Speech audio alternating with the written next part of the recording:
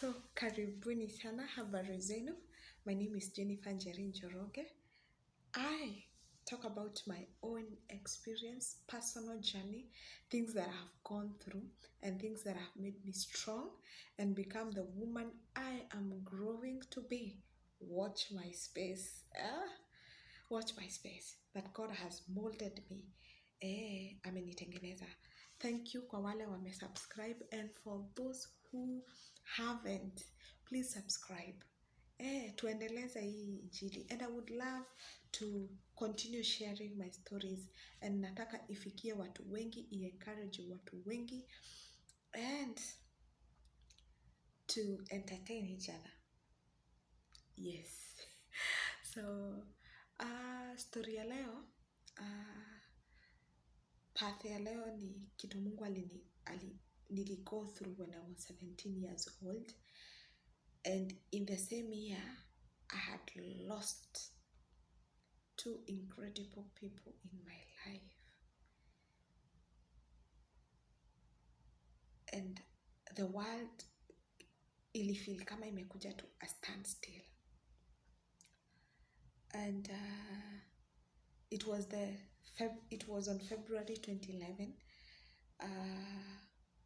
when a call came through that my sister was admitted in hospital. My small sister, she was called Mercy.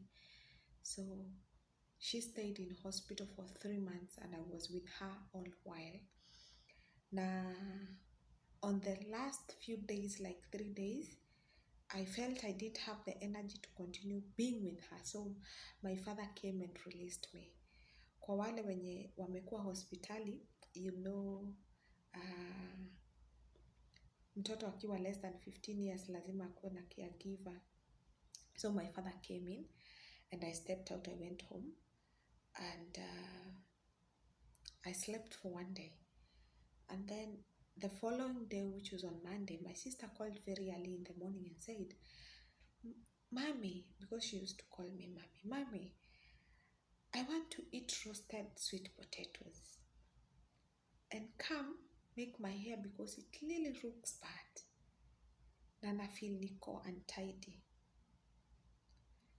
So I went, took to her what she wanted, and made her hair, and I went home. On Tuesday evening, I was very restless. Sikuwa na usingizi kabisa. And then I had this small phone, Motorola. So because of noise, mtu alikuwa anakaekanga silent.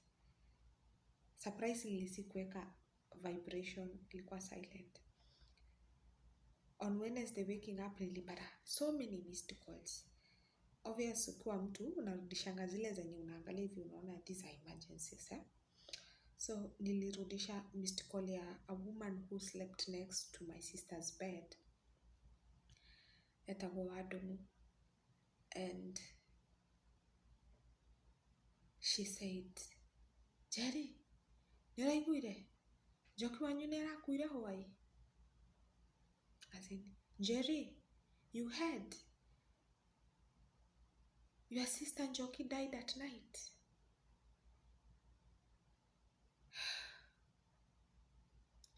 She had no idea what she had just said to me. She was legless. She was not those people who would ask you where you are, what you're doing, so that she can break such news. And she just told me as if it's nothing. My world shattered.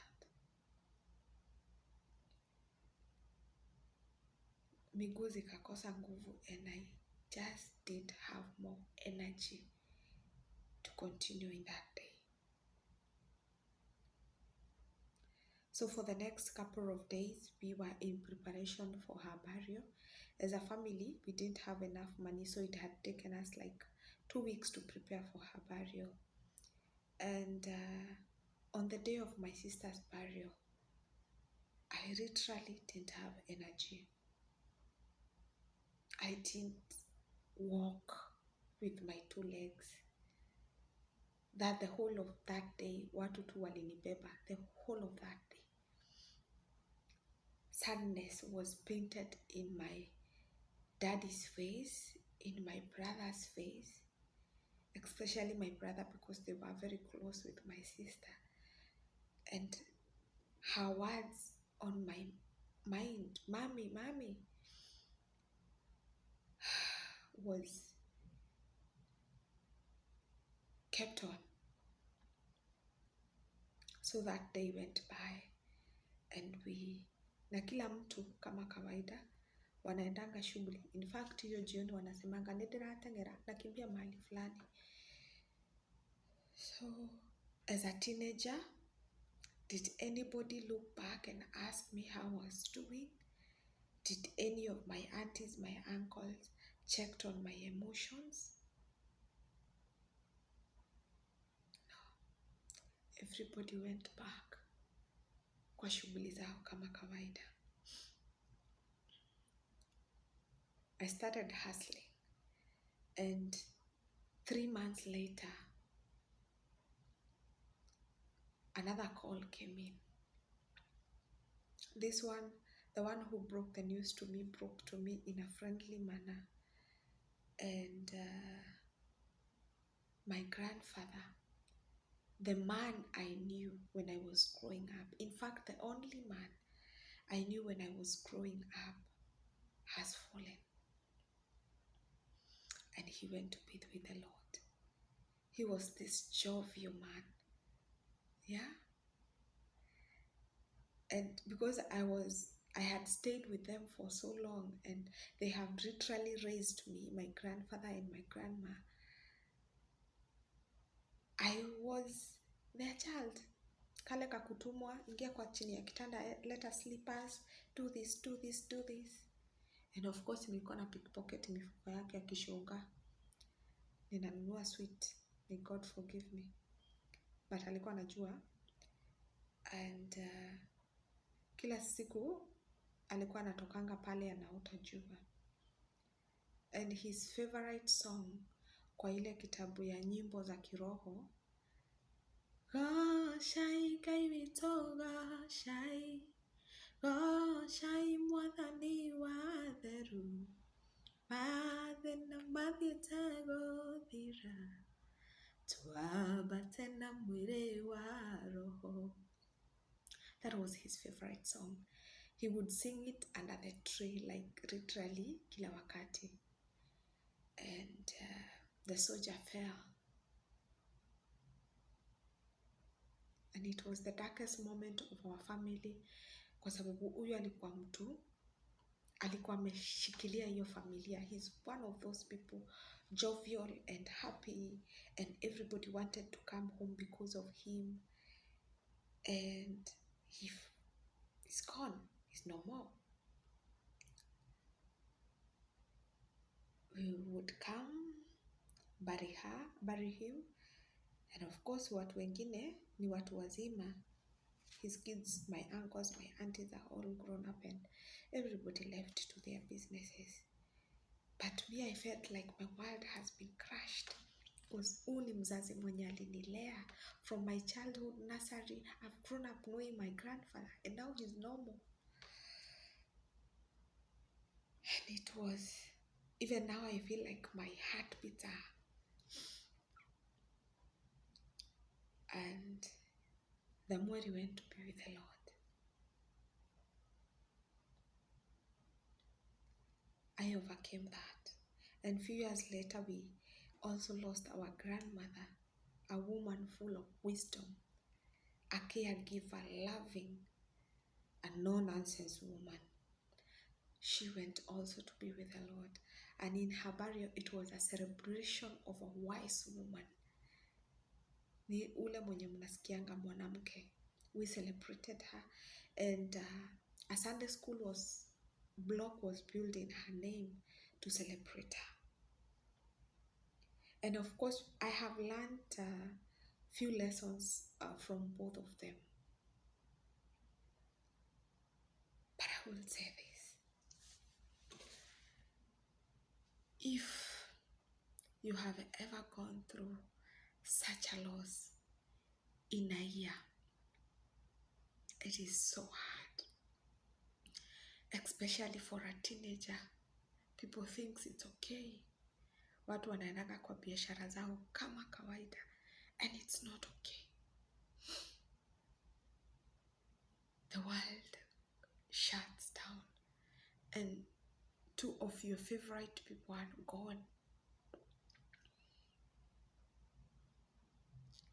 And you feel like it's coming to an end.